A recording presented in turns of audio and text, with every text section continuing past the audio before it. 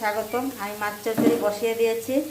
এই যে মশলাটা আমার কষানো হয়ে গেছে, দিয়েছি পেঁয়াজ কুচানো, পেঁয়াজ বাটা, আদা বাটাটা আমি দিইনি, রসুন দিয়েছি। আদা বাটাটা দিলে ভালো হতো, সর্ষে বাটা দিয়ে করবো, তাই আদা বাটা দিলে একটু ভালো হয়, ভুলে গেছি তাই দিইনি। হলুদ গুঁড়ো, জিরে গুঁড়ো, ধনে গুঁড়ো এসব দিয়েছি। দিয়ে মশলাটা আমার কষানো হয়ে গেছে অলরেডি। এই যে দেখুন হয়ে গেছে কষানোটা। এখন দেবো আমি সর্ষে বাটা।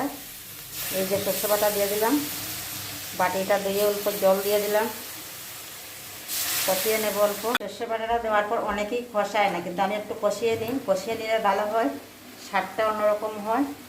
আর এখন দিয়ে দিব আমি গরম দিলাম পরিমাণ মতো। আমার বাসন কাসন এত নিত্য নতুন ফ্যান্সি বাসন কিছুই না, এসব দিয়ে আমি করছি। বন্ধুরা অবশ্যই লাইক কমেন্ট শেয়ার করবে। আমার ভিডিওটা কেমন হয়েছে কমেন্ট করে বলবেন। নমস্কার।